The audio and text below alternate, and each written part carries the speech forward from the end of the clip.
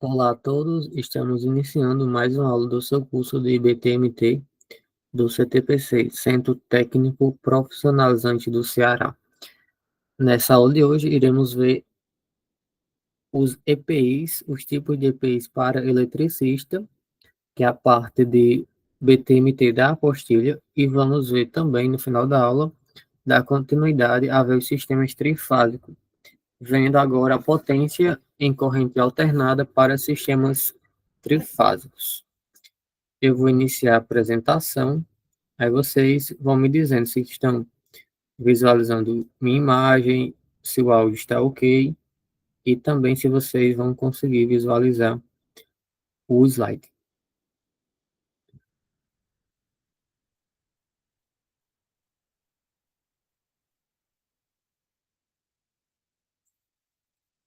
Alguém poderia falar, por favor?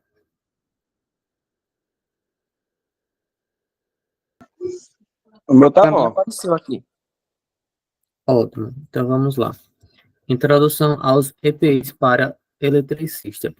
EPI é a sigla para Equipamento de Proteção Individual. É fundamental que eletricistas utilizem EPIs adequados para garantir sua segurança durante o trabalho. Os EPIs, equipamentos de proteção individual, são essenciais para proteger os trabalhadores de diversos riscos presentes em ambientes elétricos. Tá certo? Então, iniciei com a imagem, cara, aí todo equipado, né? Calça, camisa de manga longa, luva, capacete, óculos de proteção, bota, também o cinto paraquedista e tudo mais, né? Então, o cara aí tá bem equipado, não é isso? E ao longo desse slide, a gente vai conversar sobre cada tipo de EPI e os materiais de fabricação deles. Bom, iniciando falando sobre a importância dos EPIs na segurança do trabalho. Os EPIs desempenham um papel crucial na prevenção de acidentes e doenças ocupacionais, porque aí a gente vai adentrar no conteúdo também que está mais relacionado à saúde e segurança no trabalho, SST, que é tanto uma proteção para o trabalhador, como também uma exigência dos órgãos de fiscalização do Ministério do Trabalho. Ultimamente eu tenho estudado isso bastante, porque eu prestei concurso para auditor fiscal do trabalho. Então eu adentrei muito essa questão das NRs, né, as normas regulamentadoras, tanto a 10, que trata sobre a segurança em ambientes com energizado, né, em serviços energizados de eletricidade, como também a NR12, que é máquinas e equipamentos, NR35, que é trabalho em altura, e daí em diante, certo? Então, tem essa grande importância, tanto na prevenção de acidentes, como na prevenção de doenças ocupacionais, que são aquelas doenças que ocorrem devido ao trabalho. Tanto as doenças profissionais, que estão relacionadas com determinadas, desculpa, profissões, como também as doenças do trabalho, que decorrem devido ao exercício do trabalho, tá certo? Então, pessoal, eles protegem os eletricistas de contatos elétricos, quedas, impactos, materiais em alta temperatura e outros perigos. E principalmente, na nossa área, o choque elétrico, né? Que é a principal cuidado que devemos ter, que é o choque elétrico. Não sofrer tantas descargas no corpo, como não sofrer queimaduras por arco elétrico, que às vezes nem é culpa da gente, né? Tipo, não foi a culpa do eletricista de toque, como, o choque. Só leva o choque porque tocou, né? Um cabo energizado e gerou um caminho de passagem porque tocou com outra mão, outro pé, em um local aterrado, né? Serviu de condutor para a eletricidade. Mas, tipo, em um arco elétrico, que vai ocorrer devido à abertura de uma chave seccionadora, e, tipo, o arco aconteceu, você não teve culpa, ele realmente ia acontecer, por causa da alta corrente que estava passando. Só que, tipo, se o eletricista está com EPI, ele vai se proteger de não sofrer queimaduras devido ao arco elétrico. Agora, se por negligência o eletricista não está com o equipamento adequado, e ele sofre queimaduras, aí a negligência foi dele, né? De não observar a prescrição. Como é o exemplo aí da imagem, né? A gente tem esse faiscamento aí, que pode ser um arco, né? Ninguém sabe o que é está acontecendo nessa imagem, né? Se é um arco ou se é um curto-circuito, tá certo? Porém, o eletricista da imagem está com os equipamentos adequados, certo? Então, ó, tanto pode ser a questão do contato elétrico, que aí vai atuar as luvas, a bota principalmente, que deve ter uma isolação adequada para o nível de tensão do circuito, a questão é, dos cintos paraquedistas para evitar quedas, o capacete para evitar impactos, certo? Porque às vezes não tem só eletricistas trabalhando no local, tem outros trabalhadores que às vezes vão trabalhar com montagem de telhado, por exemplo. E quem trabalha fazendo a segurança e a saúde do trabalho, os técnicos, né, e os engenheiros de segurança, eles precisam monitorar isso. Porque, por exemplo, vou ter eletricista trabalhando, esses são os riscos. Mas eu também vou ter montagem de estrutura no mesmo dia. Então, o risco da montagem das estruturas está associado com o risco para os eletricistas. Porque imagine se uma ferramenta de um montador cai e, e atinge um eletricista que está mais abaixo do telhado ou no chão, né?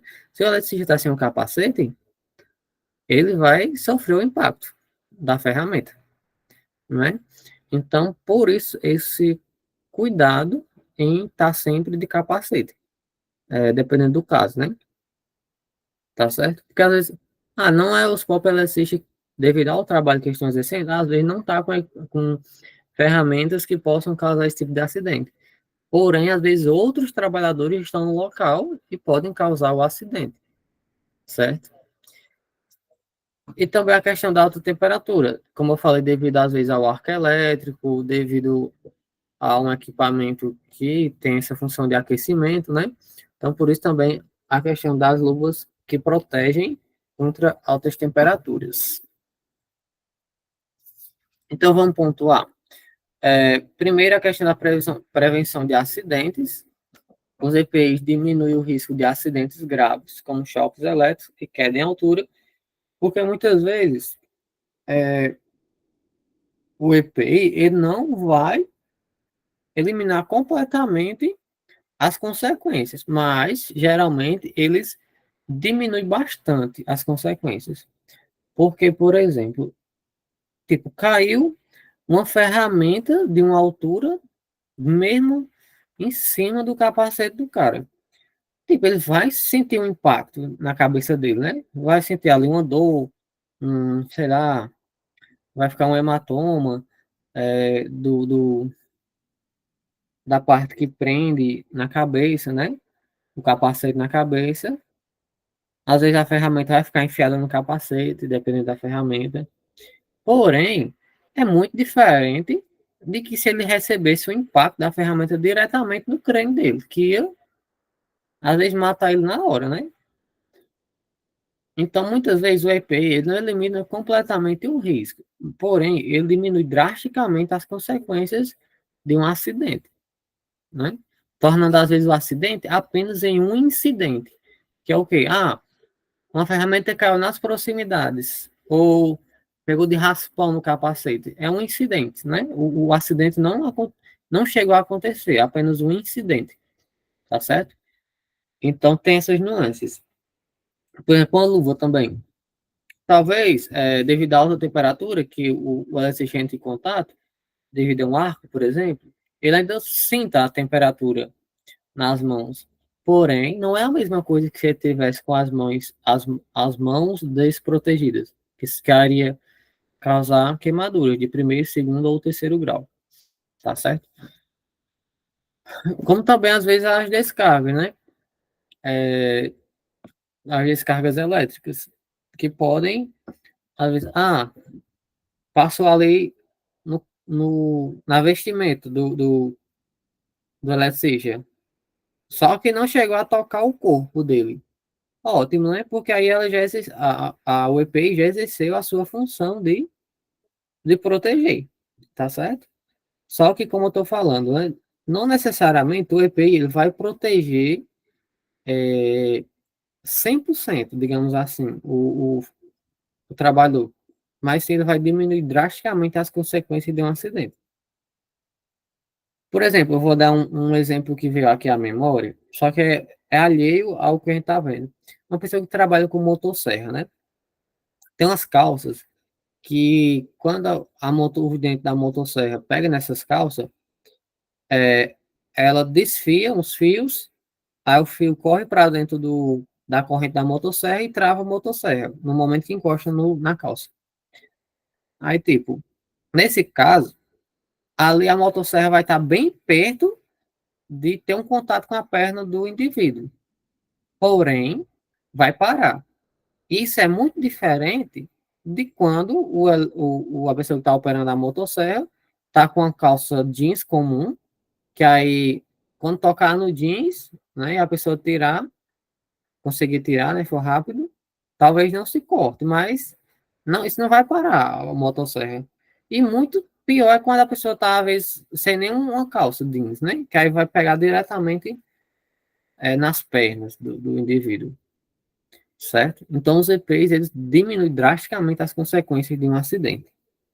Ou das doenças ocupacionais, né, que são aquelas doenças que se desenvolvem no decorrer dos anos de trabalho, certo? Que nesse nosso ramo tem a questão dos campos magnéticos de alta intensidade, né, que existem estudos relacionados às consequências dele. Não, assim, não, eu pelo menos não conheço assim, estudos bem, que já chegaram a resultados bem específicos, né, que causam danos ao corpo. Porém, a gente sabe que essa alta, o que se sabe, a física sabe, que eu estudei, né, nas aulas, é que tipo, quando você tem uma alta intensidade, calor, né, no corpo, isso gera alguns efeitos, né? Porque quando você está em contato com altas temperaturas, isso gera, como é que eu posso dizer? Efeitos no corpo humano, devido à alta temperatura, né? Agora, sim, com relação à frequência, não causa danos, né? Porque, como a gente sabe, a frequência 60 Hz é uma frequência muito baixa. E só frequências muito altas é que causam danos ao corpo humano. Frequências a partir do ultravioleta. Porque a gente tem a frequência, né? Frequência de rede elétrica, frequência de rádio e televisão. Que aí rádio geralmente é em kilohertz para AM e em megahertz para FM. Aí tem frequência de TV, tem frequência de internet, né? Internet já é 2,4 GHz e também 5G é 5 GHz. Também tem a frequência de micro-ondas, que já é uma frequência maior, que já causa danos por aquecimento. Aí tem frequência de infravermelho e a luz visível. Até a luz visível, que é a luz que a gente observa, não causa danos ao corpo. Agora, a partir do ultravioleta, do sol, por exemplo, né, o UVA e o UVB, parte da frequência de ultravioleta já causa danos, né, ao corpo humano. E daí em diante é que causa mesmo os raios X, os raios gama e por aí vai. Só que a frequência da rede elétrica não causa. Agora, as pesquisas que tem com relação a isso, pesquisas que defendem que por ter uma alta tensão, certo? A pessoa está nas linhas de transmissão e nas redes de distribuição em contato com essa alta tensão, as pesquisas defendem que isso causa efeitos ao corpo. Só que pelo menos ainda não tive contato com estudos bem aprofundados nesse assunto, tá certo? E, tipo, na faculdade, em física, o contato que a gente teve com esse conteúdo, o professor sempre dizia que a questão que importa realmente é a questão da intensidade, porque o calor, sim, o calor, devido a você estar nas proximidades de algo que produz um calor intenso, gera danos e também altas frequências. Agora, ele não falou nada sobre altos campos magnéticos. Na verdade, campos magnéticos em alta tensão, né? Porque, tipo, com relação à corrente, é uma corrente alta.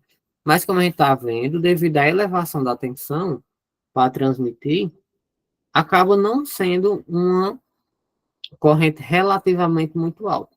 E se não é uma corrente muito alta, o campo magnético é proporcional à corrente. Então, normalmente não é para ser um campo magnético muito alto, tá certo?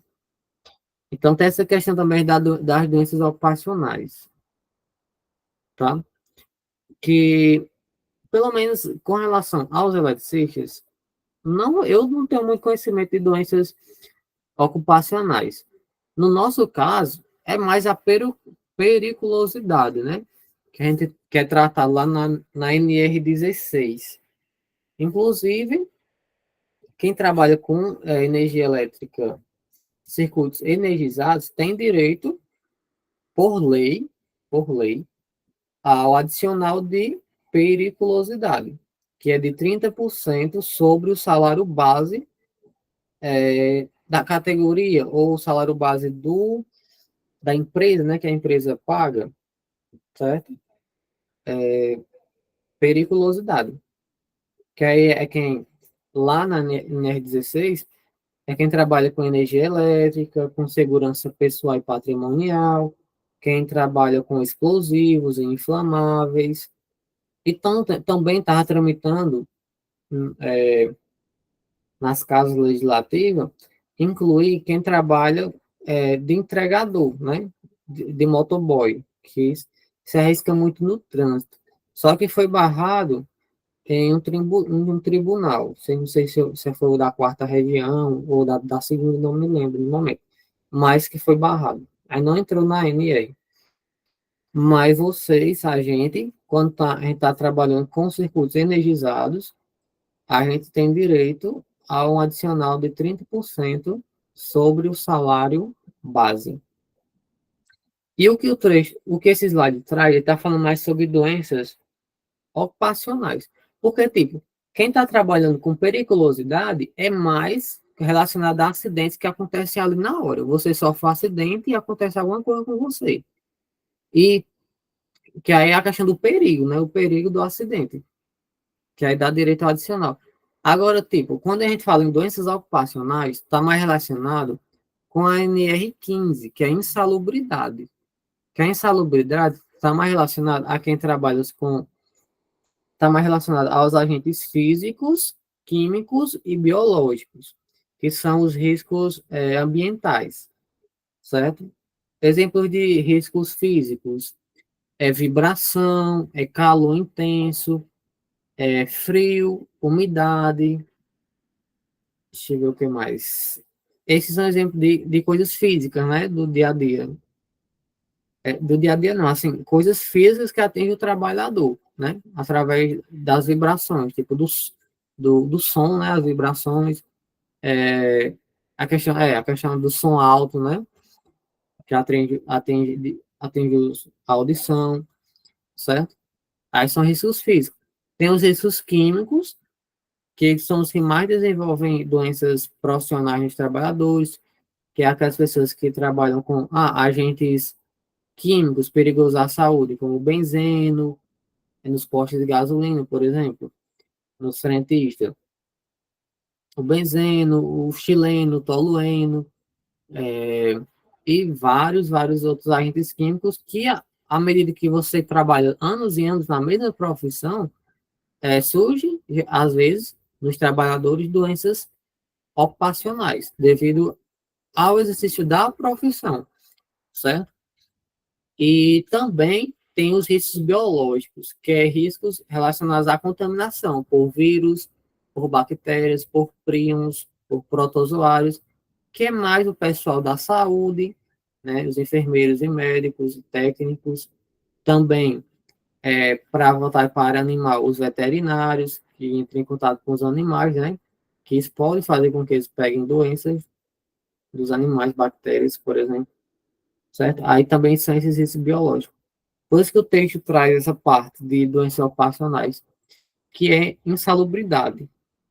Que aí, trazendo um pouco para vocês de saúde e segurança no trabalho, quem trabalha em locais que se caracterizam, desculpa, como insalubres, tem direito a um adicional de 10, quando é grau mínimo, 20, quando é grau médio, ou 40% quando é grau máximo, sobre o salário mínimo. Tem essa diferença. Insalubridade é sobre o salário mínimo, tá certo? 10, 20 ou 40%, dependendo de como se enquadra o risco e a atividade. Aí isso pode acontecer que vocês um dia trabalhem em uma empresa que tenha as duas coisas. Tipo, vocês vão estar trabalhando com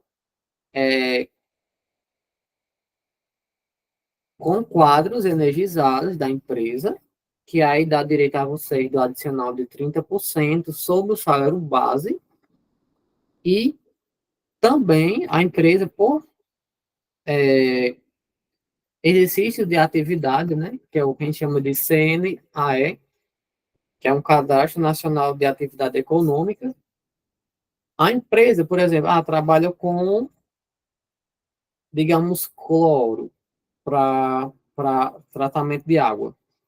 Que aí o cloro ele vai ter, a partir de uma concentração ou de exposição dos trabalhadores, se você está ali nas proximidades, você acaba tendo, mesmo sendo eletricista, né, que não está trabalhando diretamente com aquele agente químico, mas se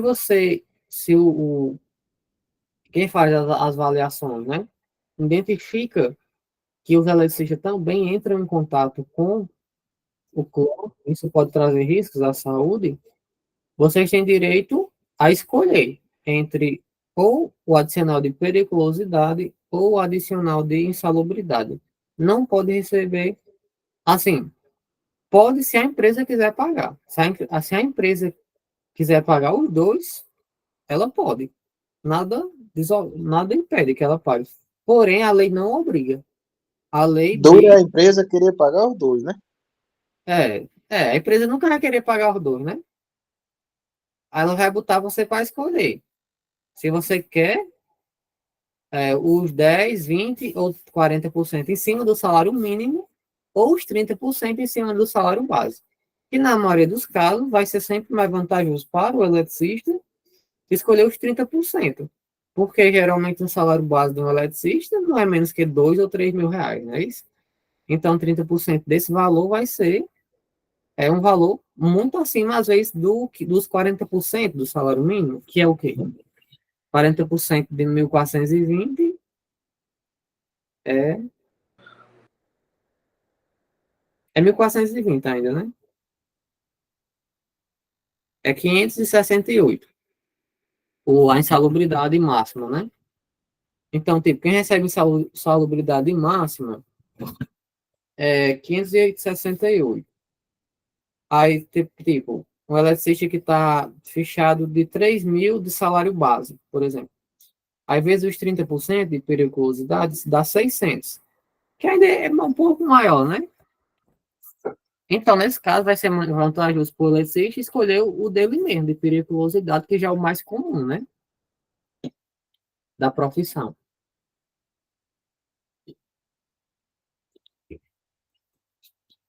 Por que isso que eu falei aqui? É só um exemplo de, tipo, um caso isolado de uma empresa que não isolado, porque, tipo, muitas e muitas empresas trabalham com esses tipos de matéria de substâncias, né? De substâncias, é uma palavra mais adequada. Substâncias químicas. Em todas, sem exceção, precisa de manutenção e instalação elétrica, né? Agora a questão é que tem que se avaliar se os eletricistas eles entram em contato com os agentes ou não. Porque, tipo, a subestação é bem separada da área de contato. E o eletricista não entra em contato. Ele apenas entra em contato com o serviço dele, que é de dar manutenção nos quadros energizados. Então, paga para o cara os 30% de periculosidade e fornece o EPI adequado, porque também é uma obrigação da empresa fornecer os EPIs. Cada EPI tem o seu CA, que é Certificado de Aprovação. Certo? Quando vocês pegarem os EPIs, vocês podem ver em algum local, na bota, na camisa, né? Na calça, no capacete, em algum lugar vai ter assim, CA e um número. Aí vocês pegarem esse número e jogar na internet, vai estar dizendo lá toda a informação da empresa que fabricou, as características do produto, quando foi que ele passou por essa validação, certo? Porque quando a empresa ela produz um equipamento, ela manda para os órgãos de inspeção para que eles façam os testes, né, geometria acrílico e metro, e eles emitam um certificado como aprovado, tá certo? Então, todos os EPIs, eles têm um CA. Se um equipamento não tem CA, ele não é EPI, tá certo? Por exemplo, até tem umas pegadinhas nos concursos. Ah, protetor solar é EPI? Não, porque não existe CA para protetor solar, certificado de aprovação. Então, protetor solar, apesar de que, devido às profissões, né, que estão muito expostas ao sol, é necessária a utilização, mas protetor solar não é EPI. Agora, já tem outros cremes, por exemplo, tem um creme para mecânico que protege os poros das graxas e óleos e gorduras, né? Do serviço de mecânico. Por quê?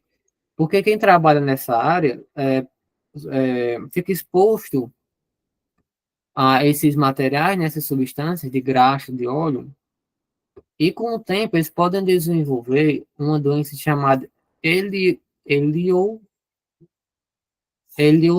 desculpa, não está saindo o nome.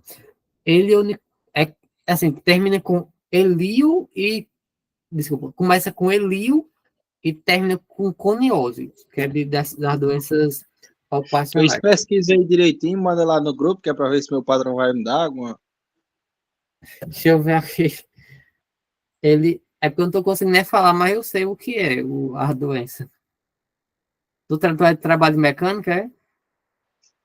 É, Pronto, assim, e essa doença é o quê? É tipo uma acne, tipo uma espinha que nasce nos braços devido ao entupimento dos poros pela graxa. Aí existem esses cremes que protegem. Você passa o creme nos braços e o creme protege desse entupimento. Deixa eu digitar aqui. Doença mecânico braço.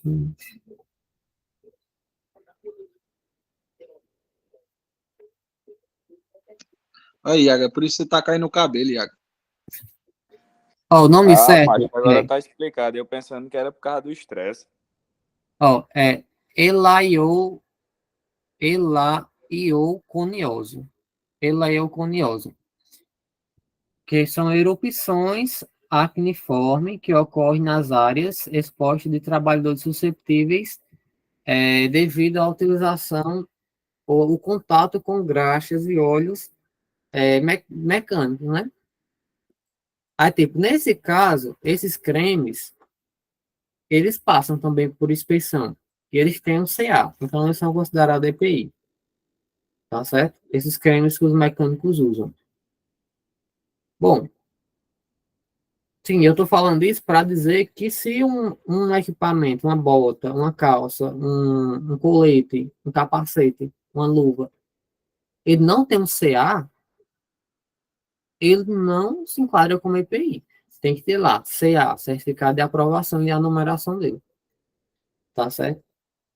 E a organização, o empregador, né, o patrão, ele tem a obrigação de fornecer o EPI adequado para o trabalho, em boa condição de uso, certo? E o trabalhador, né, vocês, têm a obrigação de utilizar o EPI durante o serviço e também, após o serviço, a sua guarda e conservação, tá certo? E tem às vezes até algumas nuances, por exemplo, quando, esse é mais voltado para o pessoal da saúde, quando é um jaleco não, aqueles roupas de proteção, quando é uma lavagem específica, a obrigação é da empresa de mandar aquele equipamento, aqueles roupas de proteção para uma lavagem específica. Agora, quando é uma roupa comum, tipo uma calça, uma blusa dessa de eletricista, a obrigação é do trabalhador da limpa, né? De fazer a limpeza em casa, do EPI.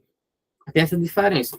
Quando é uma roupa específica que vai para um local, que tipo, tem que pagar especificamente para fazer a limpeza, a obrigação é do empregador, da organização, de fazer esse tratamento, tá certo?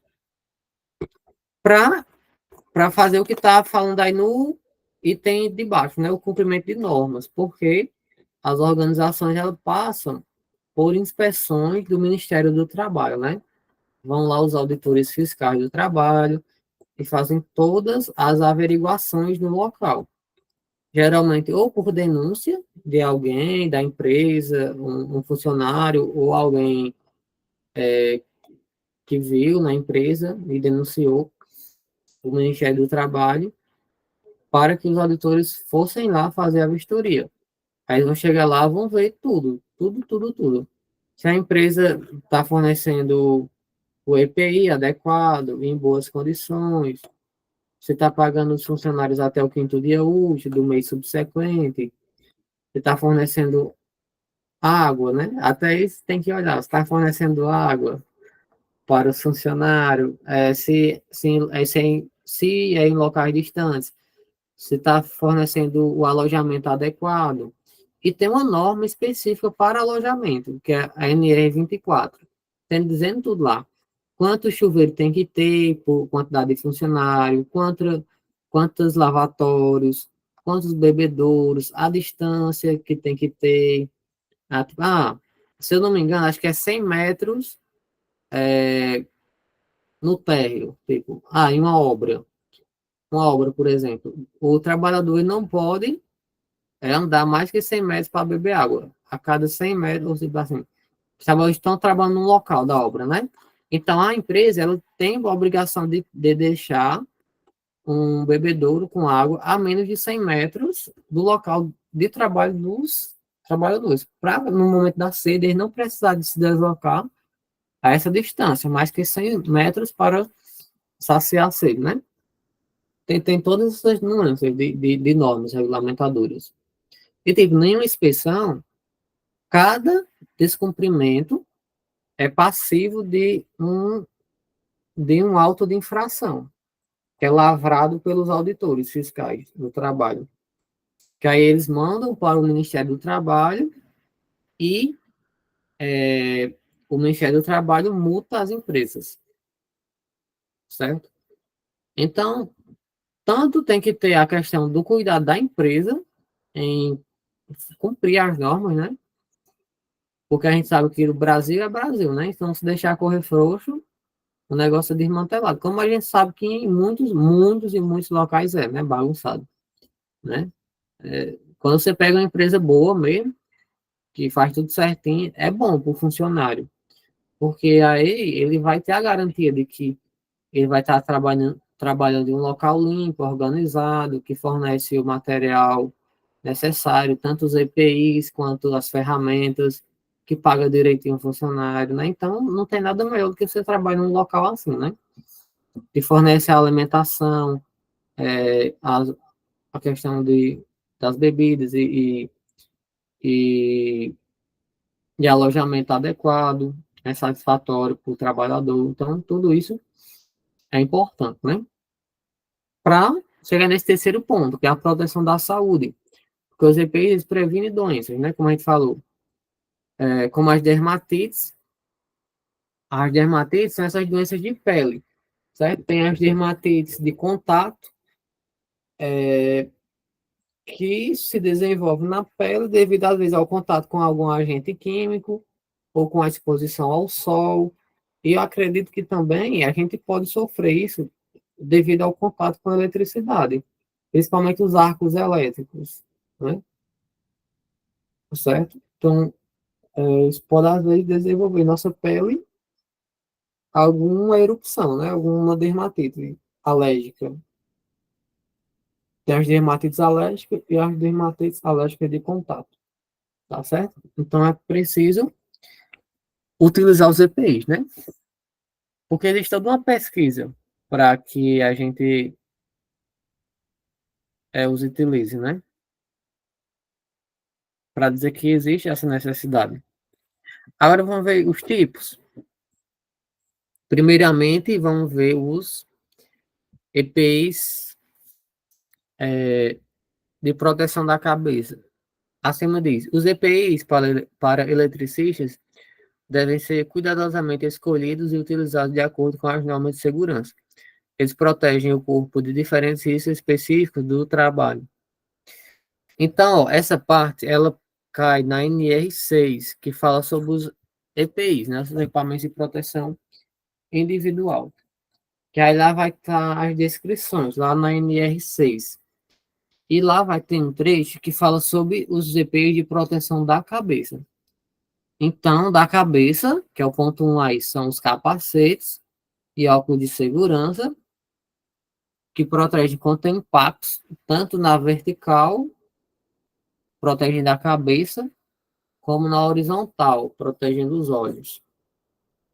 De contato com ferramentas pontiagudas que vêm em alta velocidade em direção ao trabalhador para não acontecer acidentes com a visão ou aqueles equipamentos ou ferramentas que caem pela gravidade na cabeça da pessoa, né?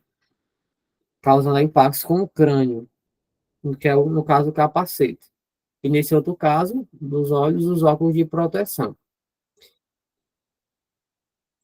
Então, é a questão de queda de objeto, faíscas, né? Porque as faíscas podem estar presentes devido aos arcos elétricos, ou curto-circuito também, né? A questão do toque, quando a fase toca o neutro, gera, né, uma faísca, uma centelha muito grande, né? E também um fluxo muito alto de corrente, que tem a questão do aquecimento. E, além disso, os raios, tanto infravermelho, que a gente não vê, como de luz visível, que a gente vê, que é aquela luz amarela visível, né? E também o ultravioleta, que aí, se for ultravioleta, que a gente esteja exposto, causa, ou tem um risco de causar, a partir do ultravioleta, a questão da quebra das moléculas do corpo, que entra na parte de, já relacionado com aos perigos do câncer, né? Porque, tipo, geralmente quem está exposto ao sol tem um risco de câncer de pele por os raios ultravioleta, eles quebrarem as moléculas, e as moléculas passarem a se multiplicar de forma desordenada, né? Gerando os cânceres, né? Pronto, aí tem essas questões, né? Tanto o impacto, queda de objetos, a questão das faíscas de curto-circuito de arco elétrico e também os raios ultravioletos que vão estar junto ali presentes, junto com aquela luz visível. Porque geralmente, quando a gente puxa uma tabela, uma linha das frequências, tem a luz visível, que é a que a gente vê, que no caso desses arcos é a luz amarela, e antes, numa frequência menor, tem o infravermelho, que a gente não consegue ver, que é tipo o infravermelho do controle da televisão, certo? E acima da luz visível tem a frequência de ultravioleta, que já causa danos ao corpo. Pronto, então essas são as proteções da cabeça. Agora vamos para a proteção das mãos. Então aqui, ó, são as luvas isolantes para proteger contra choques elétricos, porque elas impedem a entrada, né, da corrente pelas mãos, porque nossa pele, ela tem uma resistência elétrica à entrada de corrente. Porém, é uma resistência baixa, tá certo? Dependendo do nível de tensão, tá bom? Então, alguns efeitos, tipo, a mão seca, ou seja, que não está úmida, tem uma resistência maior. A mão, quando está úmida, devido à água ser condutora, já diminui a resistência das mãos. Aí, tipo, as luvas, por serem feitas de materiais isolantes, borracha, PVC e tudo mais, XLPE, que são materiais isolantes, vão isolar nossas mãos do contato com condutores energizados, caso entre em contato com condutores energizados. E cada luva tem seu nível de tensão. Aí, assim que vocês pegarem, vocês vão ver. Tem lá na luva o nível. Essa luva protege até 1.000 volts. Isola até 1.000 volts. Ou isola até 13.000, né? Que seria uma luva para média tensão. Ou mais, né? Dependendo da aplicação. E além desse risco, de evitar esse risco do contato com os cabos, também tem a questão dos cortes, né? Do, do cisalhamento, devido ao contato com equipamentos cortantes, ou às vezes mesmo das instalações, né? Às vezes fica ali uma curva muito acentuada de um equipamento de 90 graus, que aí, às vezes, em contato com a pele da pessoa, causa cortes. Como também a questão dos abrasivos, que é aquele caso que eu estava dando exemplo, de uma empresa que trabalha com equipamento, não, com substâncias químicas que corroem a pele, né? Porque tem várias substâncias que causam a corrosão. Então, o fato de estar de luva protege contra, dependendo da luva, porque são luvas específicas, protege contra abrasão e queimaduras. Queimaduras.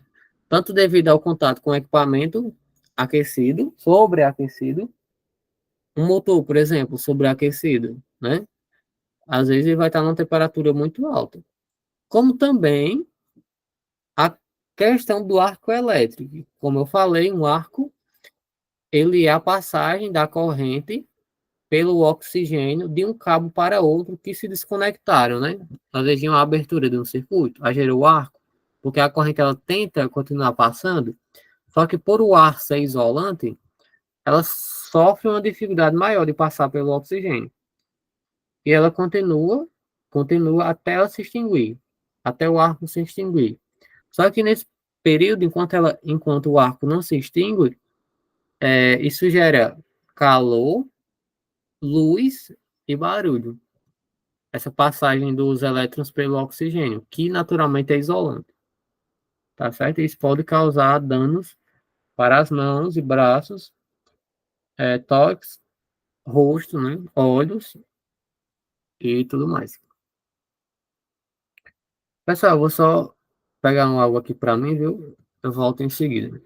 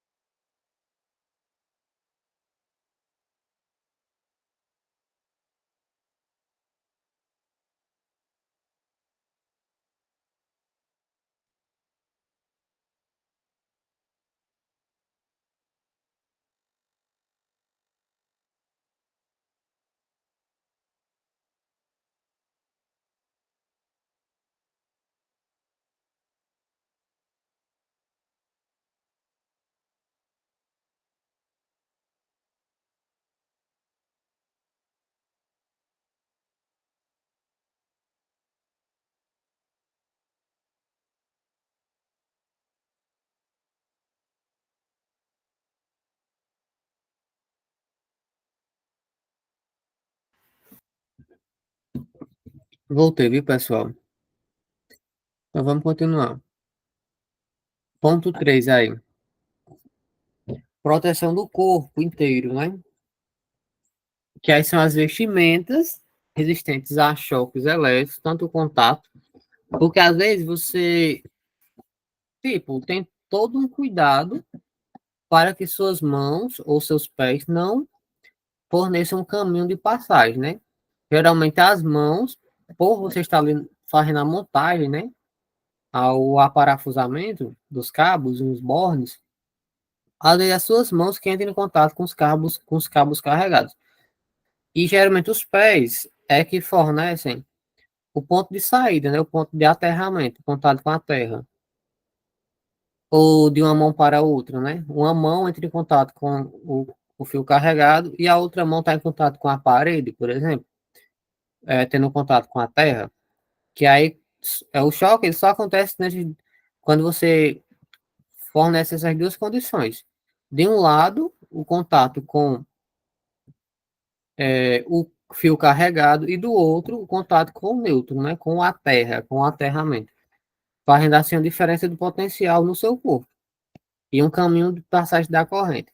E os piores caminhos para a passagem da corrente é de uma mão para a outra, porque passa no coração, ou da mão esquerda para o pé esquerdo, ou para o pé direito, porque geralmente vai passar no coração, né? Porque o que acontece?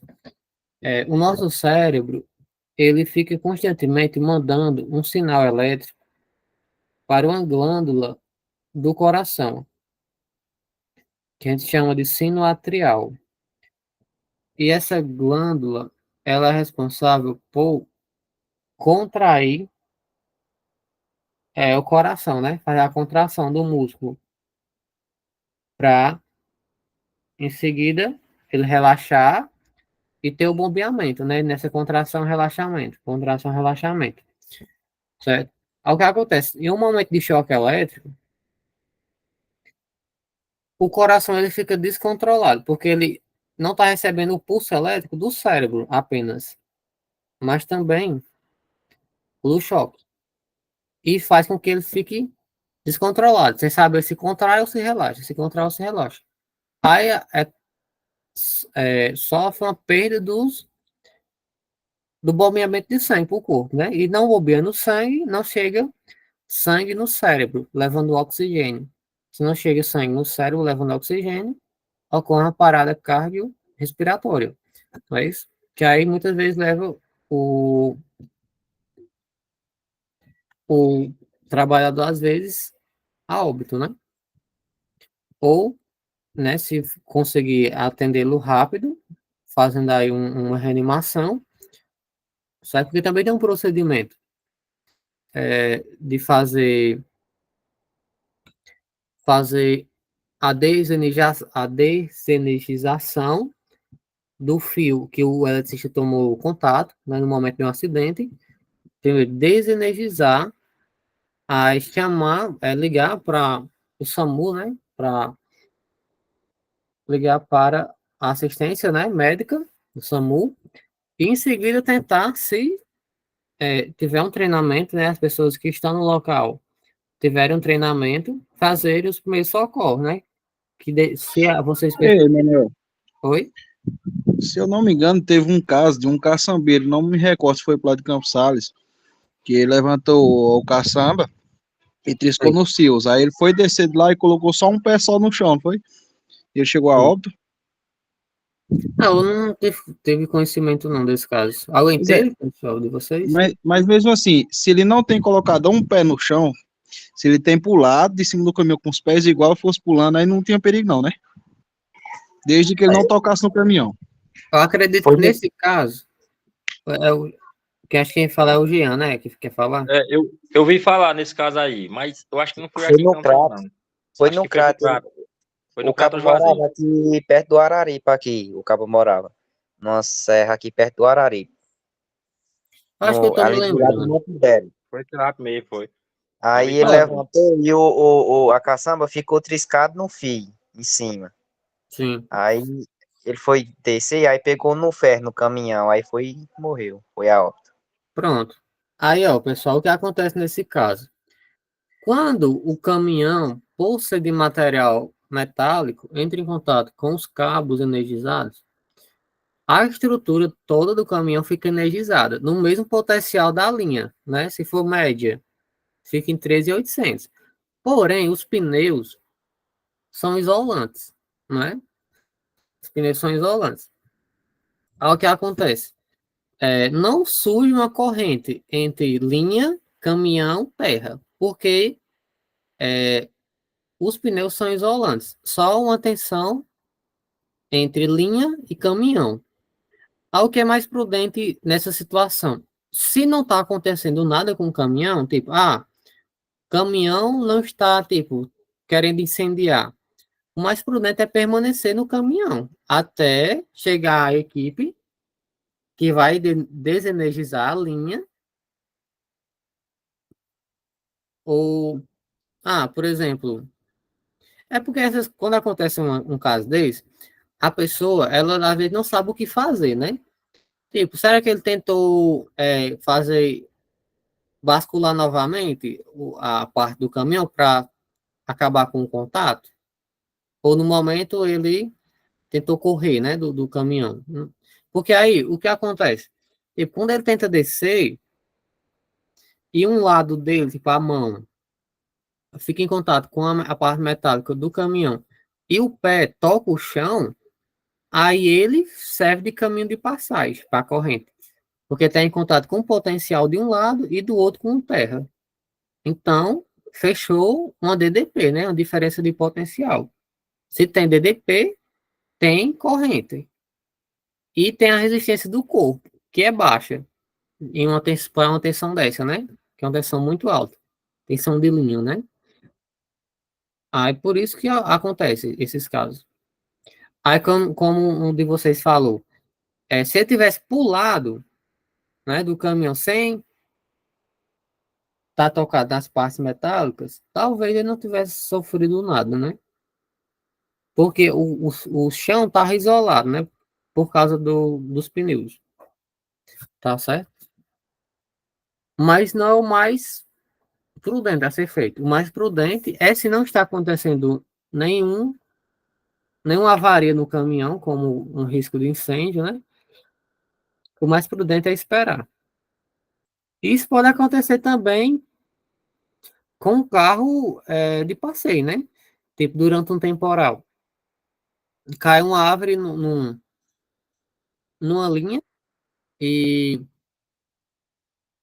os cabos ficam em contato com o carro. Já aconteceu muitos acidentes assim. A pessoa se desespera e quer sair do carro. Mas o mais prudente é ficar no carro, porque os pneus eles isolam. O carro, a linha, do, da, a linha e o carro da terra, né? Tá certo? Mas a gente sabe que nesses momentos assim, a pessoa sempre vai agir muito por impulso, né? Mas vocês estão sabendo, né, que tem essa questão, que é a gente que cria um caminho de passagem, geralmente das mãos para os pés. Aí, por exemplo, quando o contato é entre a mão direita, e você tocou com a mão direita no condutor, e com o pé direito na terra, e você está com risco de levar um choque grande, tá. Só que não é a mesma coisa, tipo, de uma mão esquerda para um pé esquerdo. Por quê? Porque não passa diretamente no coração. Tá certo? Claro, você vai sempre tentar evitar o máximo possível entrar em contato com o condutor energizado de um lado e do outro com a terra. Para você nunca fazer um caminho de passagem dentro de você, né? Porque a gente não é fio, né? A gente é ser humano, né? Então, a gente precisa desse cuidado, de não, de tomar esse cuidado para não permitir que isso aconteça com a gente, certo? Porque, em primeiro lugar, a nossa vida, né? A gente está prestando um serviço, a gente está ganhando o nosso salário mais, em primeiro lugar, a nossa segurança. tá certo? Nossa saúde e nossa segurança, tá certo? Então, sempre pensem nisso. Quando vocês pedirem para vocês fazerem um trabalho muito apressado, porque tem que terminar, tem que bater a meta, tem que entregar o serviço, que, o pessoal está sem energia. Não, nunca pensei nisso, primeiramente, que o pessoal está sem energia. Sempre pensem primeiro em fazer um trabalho com segurança, certo? Claro, um trabalho com a rapidez, a eficiência necessária, porém com segurança, para vocês não se arriscarem, não arriscar a vida de vocês, nem a vida dos colegas, né? Porque muito pior do que as pessoas estarem há algum tempo sem energia, muito pior do que isso é vocês se acidentarem. É ruim para todo mundo quando uma pessoa se acidenta. É ruim para a pessoa, é ruim para a família, é ruim para a empresa, é ruim para a nação. Por quê? Até para a nação é ruim, porque vai ter que, às vezes, pagar o auxílio acidente, né, a previdência, ou a ficar dando aquela assistência, a pessoa com mobilidade reduzida, ou até mesmo a aposentadoria, tá certo? Então, é ruim para todo mundo um acidente. Então, tentar sempre priorizar as vidas, né? Primeiro, a de vocês. Você pensa primeiro na sua, aí pensa depois na dos colegas que tá ali com você, para aí você fazer o trabalho com eficiência, mas também com segurança. Bom, vamos lá passar para ponto 4, proteção dos pés. Que são as calças. Sim, a gente estava falando do corpo, né? Porque eu estava tentando falar, a gente acabou conversando em vários assuntos, né? Mas, tipo, eu estava tentando falar que, geralmente, é das mãos para os pés que acontecem os contatos. Mas nada impede que, acidentalmente, você entre em contato com o condutor energizado, às vezes pelo cotovelo, né? Você bate o cotovelo, outra parte do corpo, né? Então, por isso, as vestimentas de corpo inteiro. E às vezes também não é nem só a eletricidade, são outras substâncias presentes no ambiente de trabalho. Aí agora vamos para a proteção dos pés. As calças com, desculpa, os calçados com solados isolantes protegem os pés contra choques elétricos e queda de objeto pesado. Que primeiramente a questão da isolação das botas, cada bota vai ter uma isolação específica. 1000 volts para tal bota. Aí outras de média tensão já é uma isolação de 13.800, que é para usar em média tensão. Aí outras vão ter uma isolação maior e por aí vai, certo? Então cada nível de tensão exige uma bota adequada. E também a questão dos objetos que podem cair nos pés, né? Por isso que tem aquelas botas que tem um material mais duro nas pontas.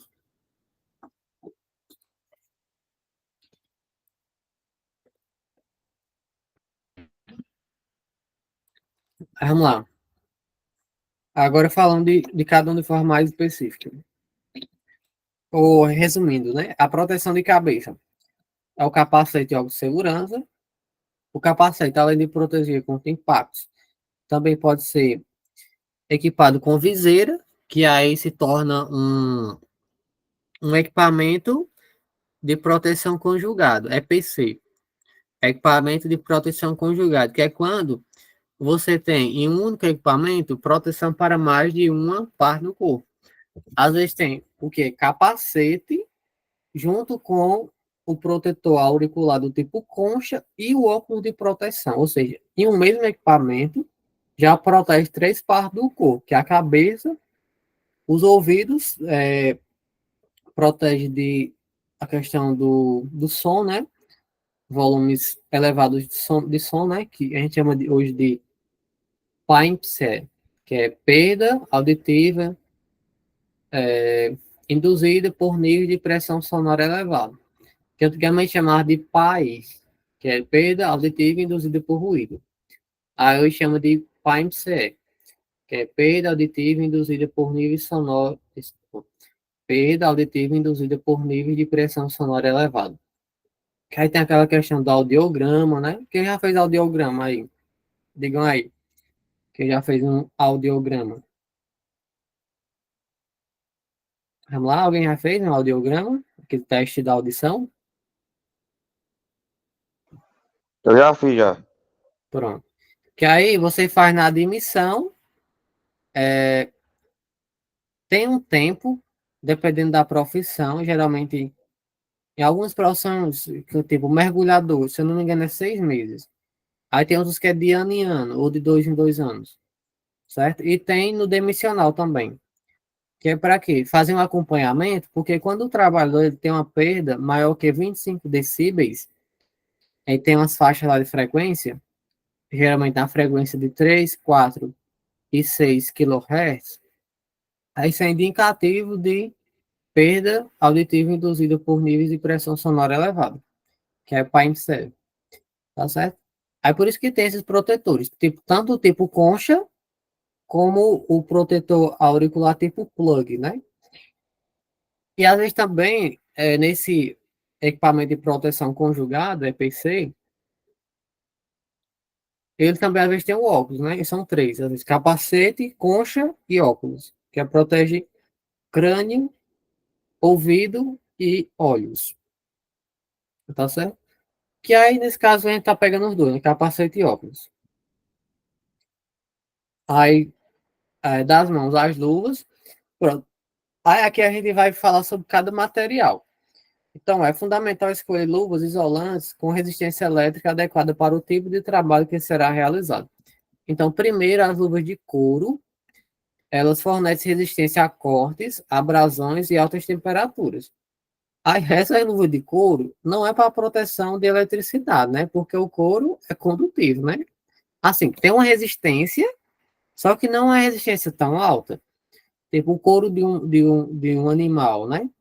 Assim como o nosso couro humano, né? Nossa pele, tem uma resistência, mas não é uma resistência tão alta como a borracha e outros materiais, né? Então, é mais voltado para quando você vai trabalhar tanto com eletricidade quanto com outras questões, tipo poda de árvore, né? Porque às vezes quem trabalha em média tensão tem a questão de poda de árvore, né? Que às vezes tem um galho ali nas proximidades da linha. E às vezes, se você vai fazer assim, Manuel. sim, Agora, aqueles choques que o pessoal usa em caminhão para carregar gado. Eles dizem que um choque no gado é diferente do ser humano por conta do tamanho do coração. Aí eu acho que é mais por essa daí, não, por o couro de um para o outro. sim, a resistência é diferente, com certeza. Porque, tipo, o casco do animal, um casco de um boi deve ter uma resistência bem maior do que a dos nossos pés. Porque tipo, mão e pés da gente tem digamos assim, a grossura praticamente igual. Agora imagine o casco de um boi, de um cavalo. Deve ter uma resistência bem maior do que a gente. Como também a gordura e a grossura do couro do animal, né? Aí Pois essas é, máquinas mas tem alguma coisa a ver do tamanho do coração ou não? pode ter também, pode ter. Porque aí é diferente, né? A questão do sistema imunológico, não, desculpa, estou misturando tantas coisas. Com o sistema fisiológico, né? Do coração, do impulso do cérebro do animal, que vai fazer com que o coração contraia e relaxe, contraia e relaxe. Porque é nisso que a eletricidade entra. Porque o corpo, ele manda um sinal para contrair o coração e relaxar sozinho, para bombear o sangue. Tá certo? Então, eu acredito que o tamanho assim, o tamanho, a forma como ele trabalha, né? Como o órgão do animal trabalha, influencia no contato com a eletricidade. Certo? Então, nesses casos, a luva de couro é mais para trabalhos que estão auxiliares do trabalho principal, que é o serviço com eletricidade. Porque, às vezes, você está trabalhando aqui com a luva de proteção, tipo, isso acontece comigo. Às vezes, estou fazendo uma infraestrutura de uma obra, eu estou com a luva de proteção para trabalhar com eletricidade. Aí você vai fazer a infraestrutura de instalação residencial E o arame que você coloca nas caixinhas de teto, nos conduítes, rasga a luva. Aí, tipo, você já perde a luva por causa do contato com o arame. Aí, tipo, se você... Ah, tô fazendo só a infra no momento. Não tô trabalhando com eletricidade. Pega uma luva de couro que tem uma resistência maior, uma resistência mecânica maior ao contato com o arame.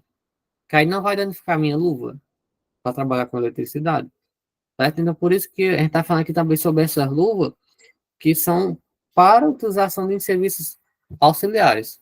Tanto a questão dos cortes, como a questão da abrasão, né, a corrosão devido às substâncias químicas, como também a questão da alta temperatura. Porque pode ser que uma luva de borracha tenha uma isolação elétrica adequada para o serviço, porém não seja resistente à alta temperatura, que às vezes você vai estar em contato em determinado momento do serviço, tá certo? Tipo, no momento que tu vai abrir a máquina, tá super quente, aí luva de couro para abrir a máquina, abriu, aí tira a luva de couro, agora bota de borracha para entrar em contato às vezes, ou se proteger, né? Porque sempre a gente deve tentar fazer o serviço desenergizado, se possível, para entrar em contato ou estar mais em contato com os condutores energizados. Porque aí as luvas de borracha, que é o ponto 2, vão proteger contra choques elétricos e produtos químicos também, dependendo do tipo da borracha. Tá certo? Aí cada luva vai ter a sua classe de isolação, né?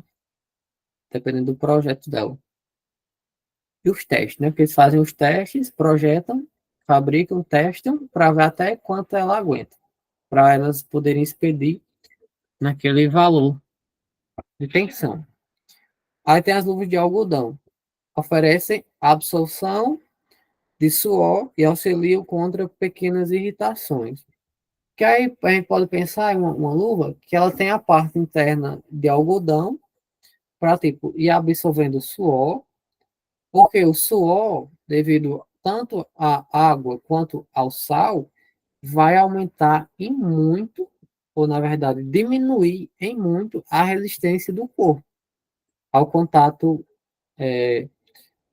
com os condutores energizados, certo? O suor e o sal, na verdade, o suor, né? A água e o sal, que vão estar ali presentes, eles, tipo, pioram muito a nossa situação. Porque aí fazem com que tanto os nossos pés como as nossas mãos tenham uma resistência diminuída, tanto de entrada como de saída. Tá certo? Então, se você, tipo, determinada luva de uma empresa tem a parte interna de uma camada de algodão para absorver o suor e a parte externa de borracha para fazer o isolamento elétrico, certo?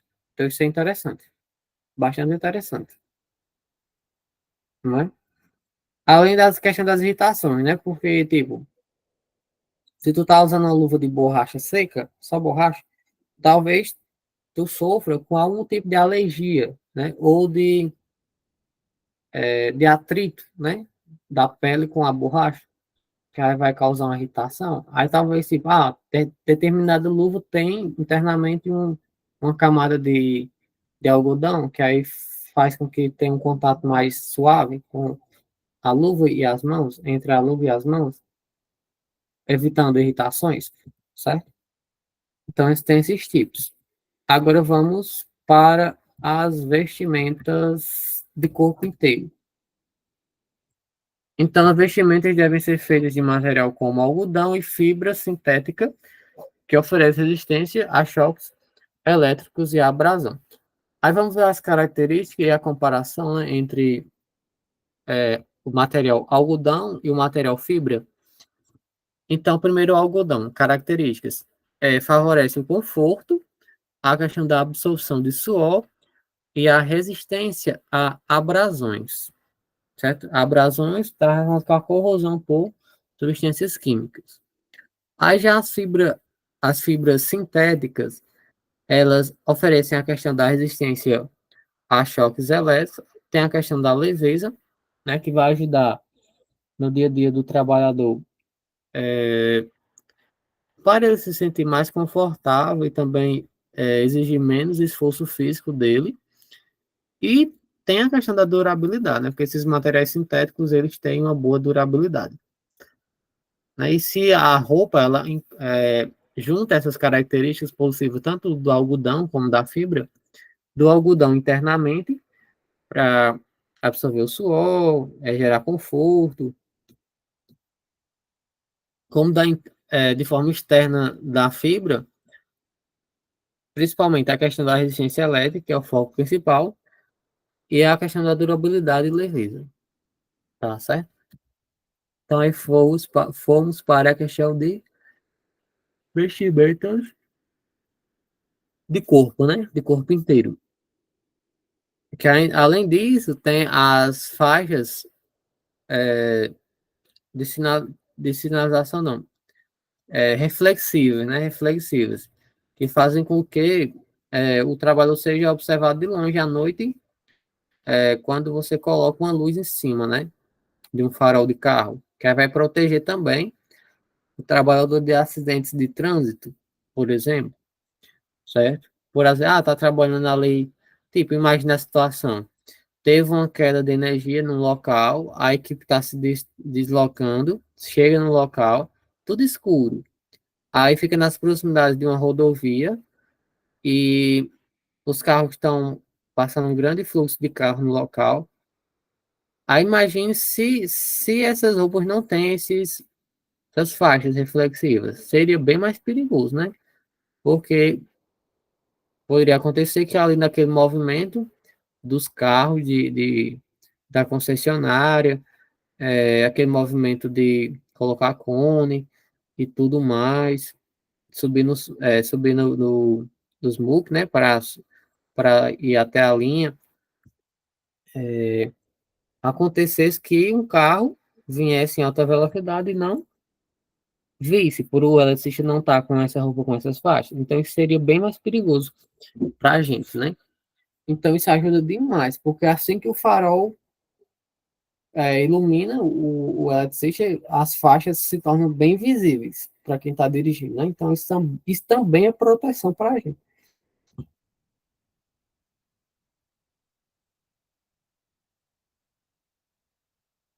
Agora vamos falar sobre as botas, né? A produção dos pés, calçados com solado isolante. Então, os calçados devem ter solado isolante, que protege os pés de choques elétricos e quedas de objetos pesados. Então, tem a questão da resistência a impactos, que é o de menos, né? Ou, assim, o adicional, né? O solado deve ser resistente a impactos e perfurações, né? Porque, vez ou outra, pode acontecer a queda de um objeto e tudo mais, de um equipamento, de uma ferramenta. E o principal, que é a questão do isolamento elétrico. Isolamento elétrico. Tá certo? Então, o solar deve ser feito de um material. Ei, Manuel, Sim. essas botas, por exemplo, que é eletricista, tem alguma cor padrão, solado? Eu desconheço, assim, se eles. Existe uma norma que exige um padrão de cor. Mas o mais certo é o que está inscrito no equipamento. Vai estar lá, isolação elétrica até 1000 volts, ou 13.000 volts, né? Ou mais, né? Isso é mais garantido de ter. De ser o identificador, né? Assim que você pega a bota, você olha, aí vai estar lá escrito, né? Essa bota, ela isola até 1000 volts. Aí você vai pensar, essa daqui eu posso usar em serviço de 220, 380, 440, 600 volts, 700, a depender do circuito, né? Tipo, tô trabalhando em média tensão, 3.800.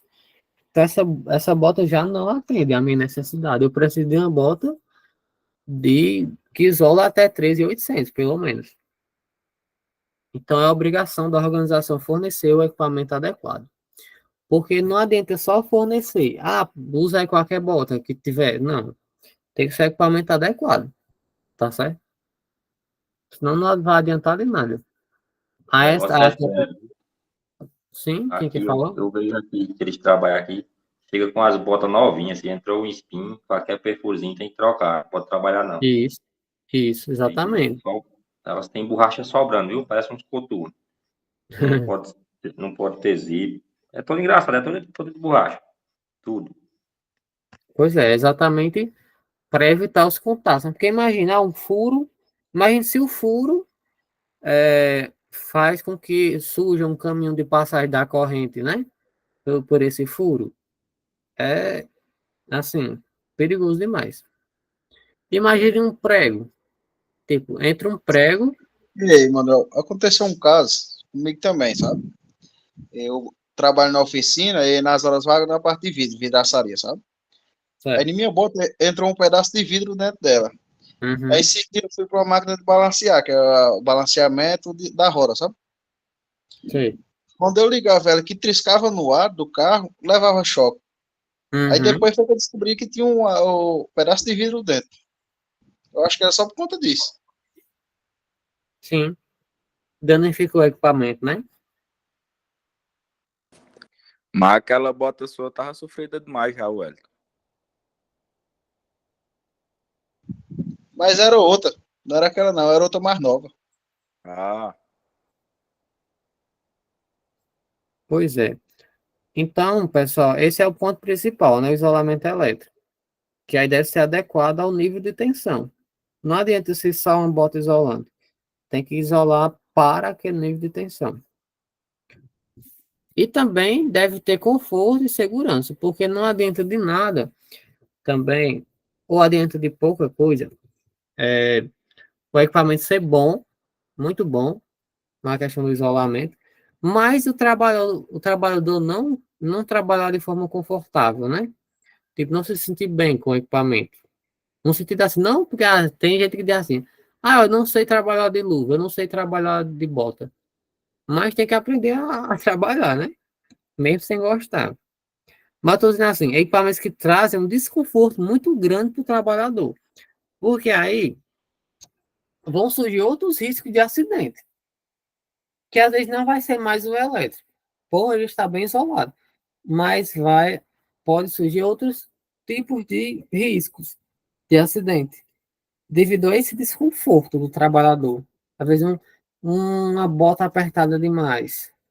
Uma bota que fica marcando o calcanhar, que fica machucando, certo? Aí isso vai causar às vezes, distração, a questão psicológica, que às vezes podem gerar outros tipos de acidente no decorrer do trabalho, certo? No exercício do trabalho.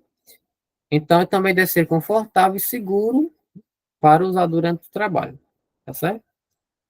Então, vamos adiante, que o tempo está correndo. Aí vamos ver a questão de manutenção e cuidados com os EPIs. A manutenção adequada dos EPIs garante sua eficácia e prolonga sua vida útil. É fundamental inspecionar os EPIs antes e após o uso, né? Antes, porque você tem que ver e fazer um juízo de valor. Você olha, faz a inspeção, né? Como diz o ponto 1, verificando se há danos, rachaduras, que é o que vocês estão falando, né? Furos, desgaste excessivo. Porque às vezes, quando o equipamento é novo, tem, como tu falou, né? Uma camada bem grande de borracha. Mas à medida que você vai usando, ela vai se desgastando, né? Aí tipo, ele continua sendo equipamento que protege até tal nível de tensão.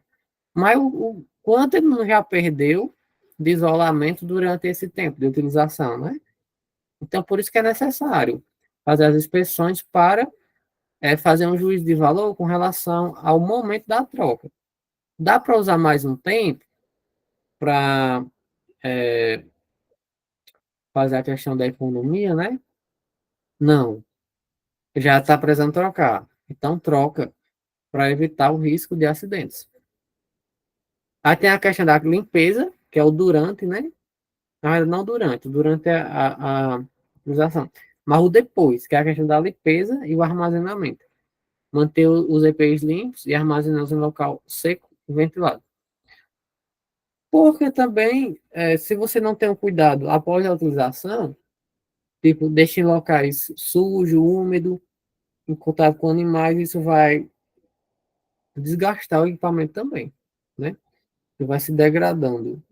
Pode sofrer a questão do mofo, contato com animais, umidade excessiva, que vai danificando o equipamento também. E o terceiro, né, que é a questão da substituição. Então, substituir os EPIs danificados ou com sinais de desgaste excessivo no momento adequado, né? Que aí depende de um consenso entre as partes, né?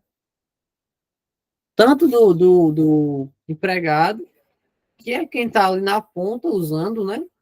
Porque, tipo, a organização, ela compra e entrega para você usar. Então, é seu dever usar, guardar e também informar a organização quando seu EPI está precisando de uma troca, né? Porque, às vezes, devido ao dia a dia da empresa, eles não vão, se eles não têm algo específico para fazer isso, eles não vão se dar conta que está precisando trocar, né? Então, é dever também do empregado passar essa informação para o empregador, né? Apesar de que muitas vezes a gente sabe que é o empregador que não quer comprar, né? Não sei se acontece isso ou se é só teoria, né? Mas às vezes o empregador não quer comprar. Então, mas é dever de você dizer, olha, meu IPI não está mais legal, certo? Pelo menos você está informando, você está fazendo sua obrigação de informar, né? Aí o dever é dele, de ir atrás de comprar outro. Porque é a obrigação da organização fornecer o equipamento, né? Isso é norma, né? Norma brasileira. Então, as conclusões. Então, ó, o uso adequado dos EPIs é essencial para a segurança dos eletricistas. É crucial que os trabalhadores estejam cientes da importância da utilização correta e da manutenção adequada dos EPIs. Então, isso leva a conhecimento, portanto, conhecer os riscos específicos do trabalho e o uso de EPIs adequados em cada situação. Que é uma questão de uma preparação, né? Que é aquela coisa, né? Quem se prepara se protege, tem menos riscos, né? Vai diminuindo os riscos de é, ter esse prejuízo, às vezes prejuízo físico, né? Principalmente para os eletricistas. E a questão de treinamento é importante porque os trabalhadores eles devem receber treinamento do uso correto e da manutenção dos EPIs. Porque não adianta nada você, a empresa só fornecer, mas também ela deve treinar e ensinar a dar manutenção, certo? Para que o empregado ele faça corretamente o procedimento, certo? Porque assim a gente está fazendo a questão do controle dos riscos, né? Se antecipando, fazendo antecipação dos riscos. E é isso. Vamos olhar o horário, vamos ver se vocês têm alguma dúvida, para a gente, se possível, continuar a aula com potência em sistemas trifásicos. Aí, pessoal, vocês têm alguma coisa a falar? Gostaram do slide, do conteúdo? É um conteúdo interessante.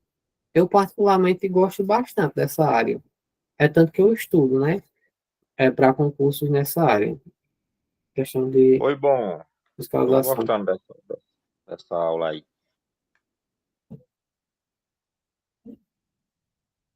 Mais alguém quer falar?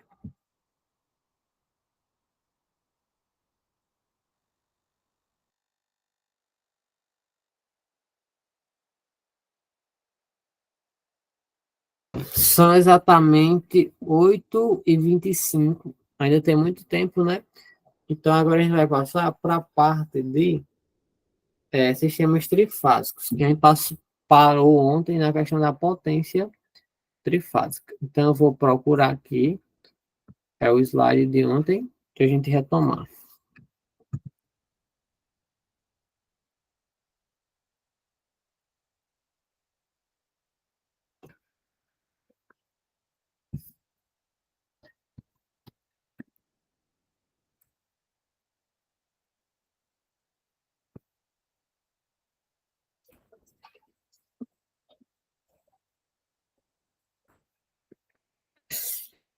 Eita, calor, né?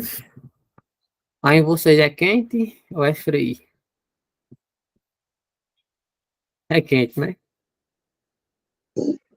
Rapaz, aqui mesmo Rapaz, tá Pá, que quente, é tá um não. fogo, mano. aqui é fogo. É o Ceará todo. Sim. Com certeza, nesse tempo, né?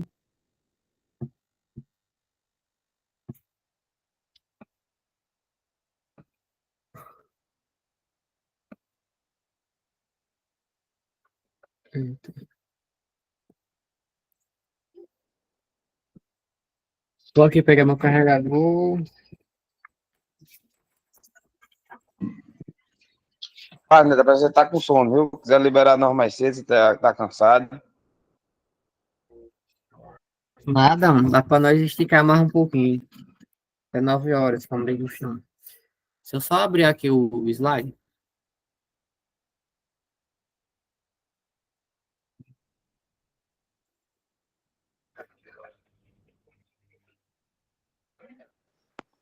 Tá doido pra ir pro mato, né, Steve? Querendo sair mais cedo?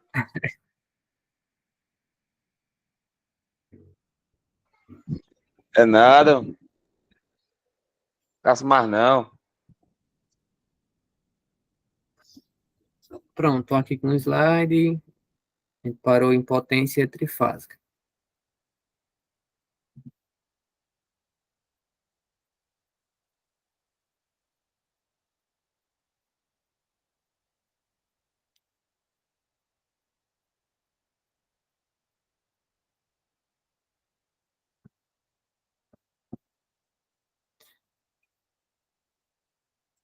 Pessoal, vou apresentar aqui, aí vocês vão me dizer se está aparecendo para vocês.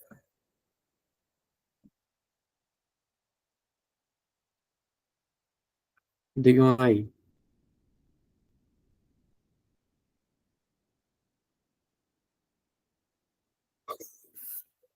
Potência em sistemas trifásicos.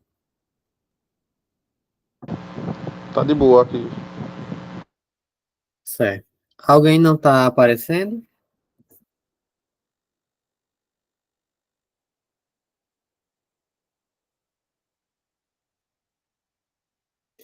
Bom, então vamos lá. Potência em sistemas trifásicos. A potência em sistemas trifásicos é a capacidade de realizar trabalho medida em watts, W, né?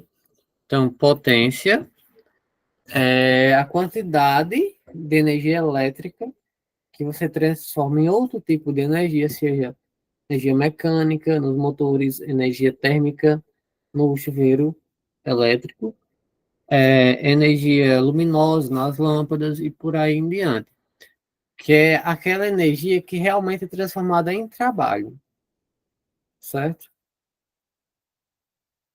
Certo? Que realmente é transformada em trabalho, tá bom? Então, existem três tipos de potência em sistemas em corrente alternada, né? Que é a aparente, potência aparente, que a gente já viu, só que no caso monofásico, agora é trifásico. A diferença é que a gente tem três condutores e existe uma defasagem entre as três tensões de fase, né? As três fases, na verdade. Existe uma defasagem entre as três fases de 120 graus, entre as ondas. Mas todas elas têm, da mesma forma, a potência aparente, que é a potência total, a potência ativa, que é a que realmente é transformada em trabalho, que a gente mede em watts, e anteriormente, como eu havia falado, potência aparente é medida em VA, volt e ampere, certo? Que é a potência total. E a gente tem a potência reativa, que é aquela que é utilizada para fazer a manutenção do campo magnético, porque onde tem um condutor passando uma corrente alternada, tem um campo magnético em volta. E nas cargas indutivas, nos motores, nos enrolamentos de fio, também, e especialmente, tem o campo magnético girante, que faz com que o motor se movimente. Então, especificamente, essas cargas, elas transformam energia elétrica em campo magnético. e uma grande parte desse campo se perde na forma de potência reativa, que é medida em VAR, volt, ampere reativo. Então, é a tabelazinha aí, né? Ó, potência aparente S, que a gente chama de S, potência aparente S, representa a potência total do sistema, unidade volt e ampere. A potência ativa, P, é a potência realmente utilizada pela carga, transformada em trabalho, medida em watts, W maiúsculo. E a potência reativa, Q, né? A gente usa a letra Q maiúsculo para se referir à potência reativa, que é a potência que circula no sistema, mas não é utilizada. E sim é transformada em campo magnético. E a unidade é o volt ampere reativo, VAR. Bom, a potência aparente é a soma vetorial das potências ativa e reativa. Eu não quero entrar muito nessa questão de soma vetorial, não, porque é um negócio meio complexo, mas tipo, falando de uma forma simples, o que é uma soma vetorial?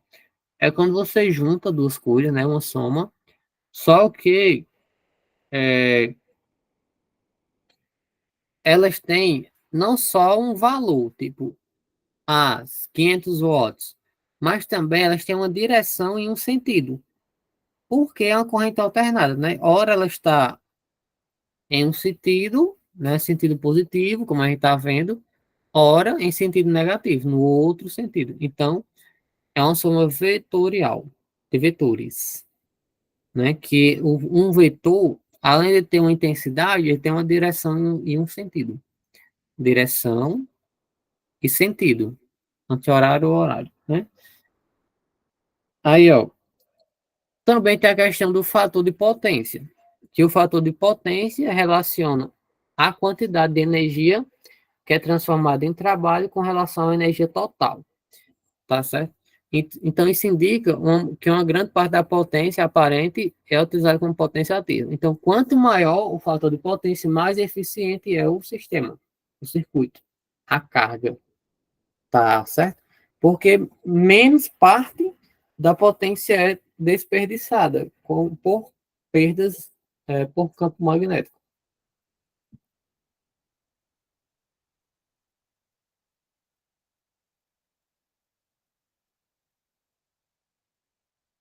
É isso mesmo. Então, fator de potência em sistemas trifásicos. Fator de potência em sistemas trifásicos representa a relação entre potência real, P, né, que é a potência ativa, e a potência aparente. Falando de forma mais específica, o fator de potência é a potência ativa em watts dividido pela potência aparente em VA. Vai ser igual a um valor em percentual, 0,8, 0,9 e assim por diante, que representa, respectivamente, 80% da energia transformada em trabalho, ou, nesse outro caso, 0,9, 90% da energia transformada em trabalho e assim por diante. Então, ó, um fator de potência unitário igual a 1 é o ideal, sem perdas, que ele geralmente a gente usa para representar cargas resistivas, puramente resistivas, tipo um chuveiro elétrico, que transforma toda a potência em calor. Então, não existe dissipação não existe manutenção do campo magnético do resistor, né? Porque ele não gera campo magnético. O resistor se opõe apenas à passagem da corrente. E quando passa a corrente, ela perde uma parte da energia, transformando energia elétrica em energia, outro tipo de energia, tá certo?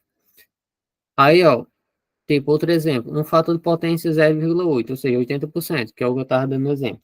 É comum em sistemas industriais de motores, certo? Esse fator de potência 0,8.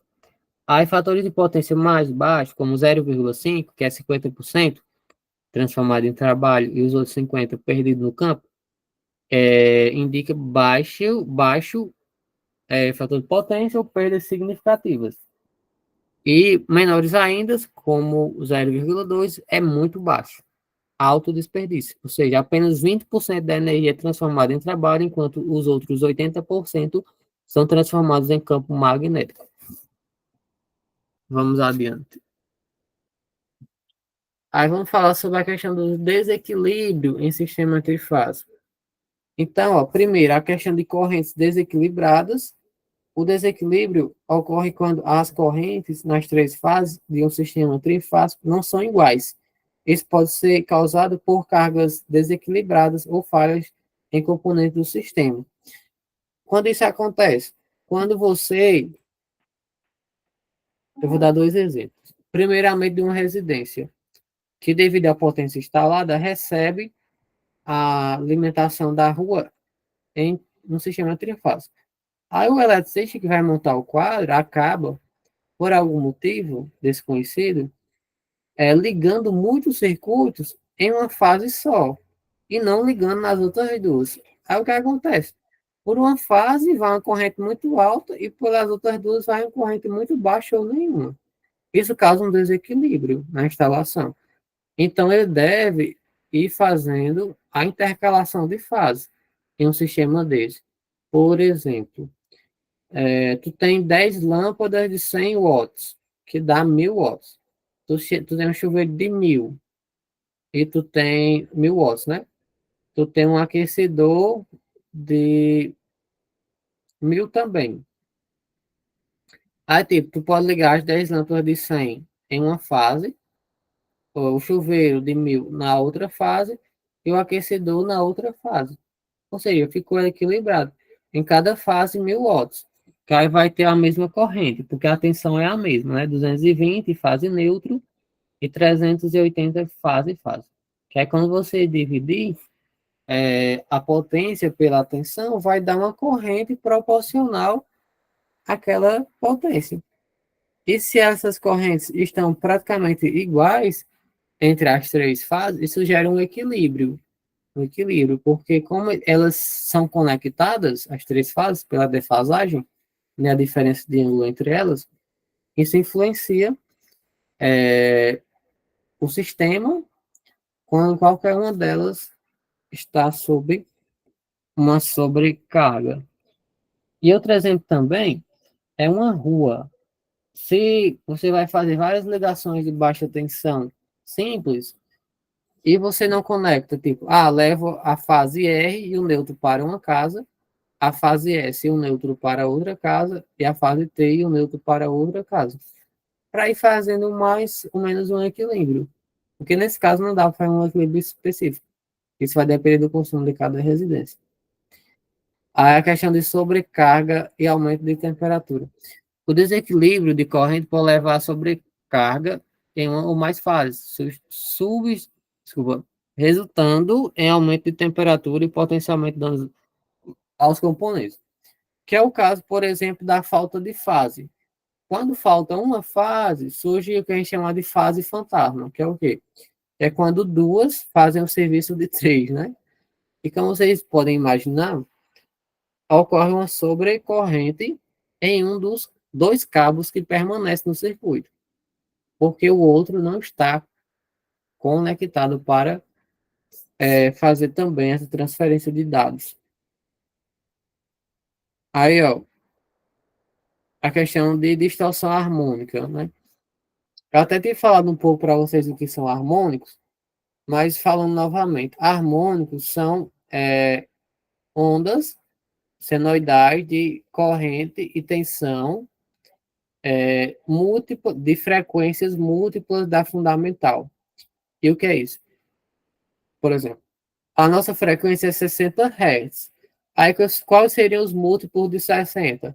120, 180 e por aí vai, né?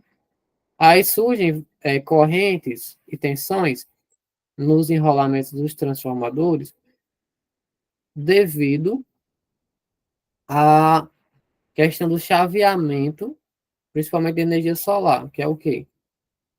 Tipo, um sistema solar, um grid, né, de uma casa. Tem as placas, está conectado no inversor, a entrada das placas em corrente contínua, e o inversor vai converter de contínuo para alternado.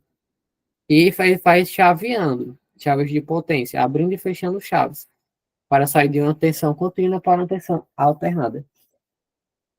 Aí, pessoal, essa abertura e fechamento de chaves gera o que a gente chama de harmônicos, que são essas ondas de tensão e corrente bem pequenas, mas que vão fazendo quedas de tensões na tensão principal. Porque, por exemplo, 220. Mas, tipo, se tu tem uma tensão de valores, como é que eu posso dizer? Múltiplos, essas pequenas ondas, elas vão fazer subtrações na onda fundamental. Que tipo, é 220. Você tem uma que está diminuindo 2 volts, só vai ter agora 280. Você tem outra que diminui 3, 250. Tô falando certo? Deixa eu ver. Não, desculpa, pessoal. É assim, tipo, tu tem a ligação de 220, fase neutro, né? Aí tu tem uma onda múltipla de uma amplitude bem baixinha, 2 volts, que vai subtrair da onda principal. Então vai fazer, Rafael, 220 menos 2, 218. Aí tem outra, agora, por exemplo, de 180 Hz, que diminui 3 volts. Aí cai para 215. Agora tá certo, 215. Que isso já vai fazendo perdas, né, no circuito.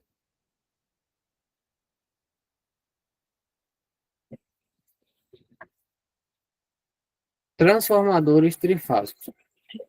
Então, os transformadores trifásicos são equipamentos essenciais para transmissão e distribuição de energia elétrica em sistemas trifásicos. Eles são responsáveis por alterar a tensão e a corrente do sistema, adaptando-se às necessidades de cada etapa do processo. Existem diferentes tipos de transformadores trifásicos, como os transformadores de 3 fases com núcleo em forma de Y, que é o estrela, ou delta, que é o triângulo, e também aqueles com 3 núcleos independentes, cada um com uma bobina para cada fase. Então, o transformador, como a gente viu nessas aulas, ele tem um papel importantíssimo na questão de elevação e abaixamento de tensão. Porque na saída dos geradores, eu tenho uma tensão de 25 mil volts. Só que isso é uma tensão muito baixa ainda para transmitir, por quilômetros e quilômetros. Por isso que na primeira subestação, geralmente é uma subestação elevadora, para receber a tensão gerada pelo gerador, geralmente entre 20 e 25 mil volts, e aumentar para níveis de transmissão, alta tensão, 230, 500 kV, por exemplo, para transmitir a longas distâncias e depois fazer o abaixamento, né? Vai baixando para 138, 69, 34,5, 13.800 e por aí vai, certo? Que aí, à medida que vai se aproximando dos centros consumidores, vai baixando para 69, que ainda é alta tensão, depois para 13.800 e é isso, né? Bom, sim, a questão das configurações que a gente viu ontem, né? O estrela, que tem um ponto comum dos enrolamentos, e tem um triângulo, que é em série, né? Em zigue-zague. Aí o que acontece? Na saída de um transformador de consumo, 220, 380 na saída, geralmente é o tipo em estrela, certo? Por quê? Porque como ele está na ponta, no consumo, geralmente casas que têm uma instalação monofásica, não vai precisar do sistema trifásico. Então você leva só uma fase e um neutro. Aí outra fase e um neutro para outra casa. Outra fase e um neutro para outra casa. Tá certo? Aí geralmente transformadores em delta, que tem suas vantagens, eles ficam para outra ocasião, né? Por exemplo, quando é a entrada de um circuito, certo? Ele pode ser tranquilamente em delta, dependendo do caso, porque tem aquela questão de tensão e corrente também, certo? Que como a gente viu, em estrela eu tenho tensão de linha, que é entre as fases, e a tensão de fase, que é entre a fase e o neutro. E a tensão de linha vai ser raiz de 3 vezes a tensão de fase, 220, por exemplo, RMS. E também eu tenho outra, é, do contrário, que eu deveria falar, deixa eu ver. Acho que é isso mesmo, né? Porque geralmente, tá baixando para 3.800. A não ser uma indústria grande, ela não vai querer receber esse valor em 3.800, né? Se ela não tiver a subestação. Tá bom? E motores, né? Vamos falar sobre os motores agora. Os motores trifásicos. Então, motores trifásicos são os mais comuns em aplicações industriais. Eles são alimentados por uma fonte de energia trifásica, o que significa que eles têm três fases de corrente que são defasadas de 120 graus umas das outras. Então, os motores, eles, assim como os geradores, eles têm a parte que a gente simula de geração, como também o acompanhamento. Tá certo? Então, a corrente trifásica cria um campo magnético rotativo que faz o rotor do motor girar, produzindo torque.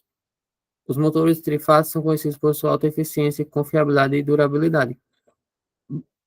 Desculpa. Então, ele tem a questão de que, por ele ser trifásico, a própria defasagem entre as fases já gera o movimento inicial e dispensa, como nos outros anos, o crachá com a identificação do auxiliar. Ixi, será que eu estou falando certo? Vale, meu Deus. Não, eu estava falando sobre o motor, né? Eu acho que eu misturei com alguma outra coisa aqui, desculpa. Não, vamos lá. Ó. A questão, eu estou falando da questão de que é uma corrente trifásica dividida entre as três fases, a própria angulação entre as fases gera o movimento rotativo do motor, dispensando o uso de capacitores de partida e permanentes, por exemplo. Tá certo? Não sei se eu falei alguma coisa que não tinha nada a ver, agora há pouco, eu falei. Enfim, mas eu parei desconsiderem, por favor. Mas o que eu estou tentando passar para vocês é que, tipo, motores trifásicos, a própria diferença das ondas, do ângulo das ondas de tensão, elas já geram o movimento girante do motor, né? É o pontapé inicial para dar o giro, tá certo? Acho que eu falei alguma coisa, eu não sei. Aí, vamos lá.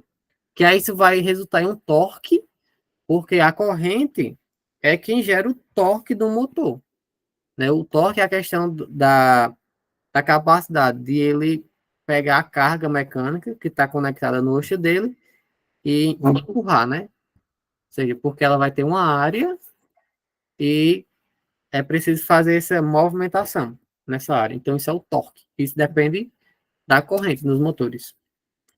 Então, motores trifásicos são conhecidos por alta eficiência, confiabilidade e durabilidade.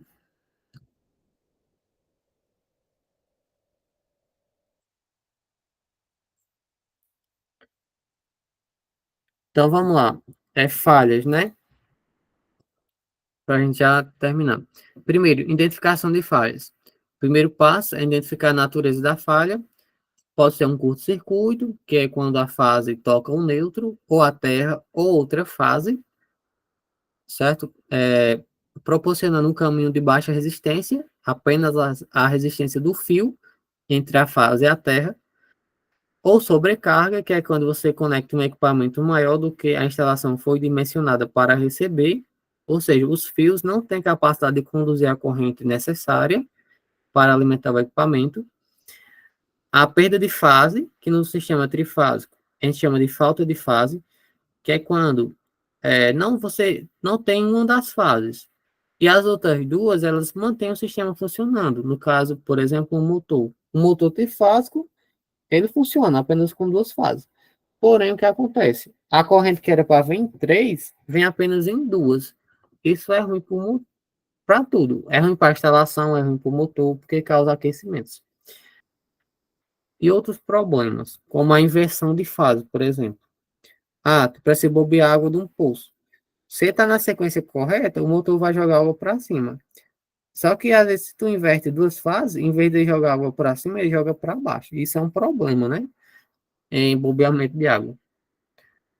Aí, ponto 2, investigação da causa. Após a identificação, é crucial investigar a causa raiz da falta, como defeitos em componentes, condição ambiental adversa, né, extrema, ou falhas de projeto.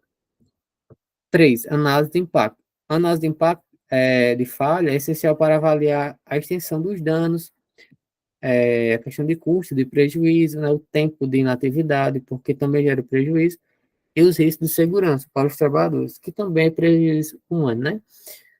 E, por último, 4, as soluções de prevenção. A etapa final consiste em desenvolver soluções eficazes para corrigir falhas, ampliando medidas preventivas para evitar sua recorrência. Porque também, além de você solucionar os problemas, você evitá-los futuramente, isso também é bom, né? E para terminar, nossas considerações finais nessa apresentação, exploramos o sistema trifásico, desde sua definição até suas aplicações e desafios. Compreender sistemas é essencial para um bom desempenho eficiente de diversos equipamentos e instalações. A escolha do sistema trifásico adequado e a aplicação de boas práticas de projeto, manutenção garante segurança e confiabilidade. Porque, a depender do projeto, você pode escolher o tipo de aterramento, a que nível de tensão a empresa ou a residência vai receber a energia para evitar as perdas por aquecimento e N fatores, né? Para fazer da instalação algo confiável, seguro, eficiente e também livre de falhas, né? E também econômico. Econômico. Porque, tipo, tu quer porque quer, você quer um monofásico, mas teu potência instalada é alto. Então, é bom que tu escolha um sistema trifásico, porque aí a corrente vai vir dividida nos 3 fios, você vai pegar um fio de espessura menor, apesar que é 3, mas de espessura menor, e nesse vai e vem, você vai acabar economizando, certo? Porque também é importante você ter eficiência e economicidade. Bom, pessoal, então a gente chega ao término dessa aula de hoje, né? Peço desculpas por esse cansaço meu nesses últimos momentos da aula, né? Que aí eu fui pego pelo cansaço, mas acredito que eu consegui retomar, né? É, até meu computador travou agora.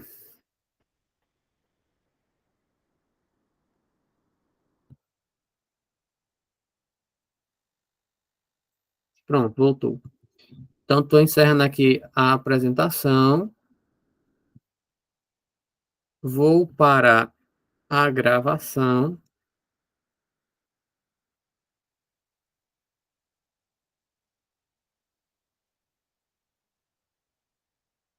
Para a gente ter aquela conversa de final de aula. Vou entrar aqui para parar a gravação. Parar a gravação. Parar a gravação.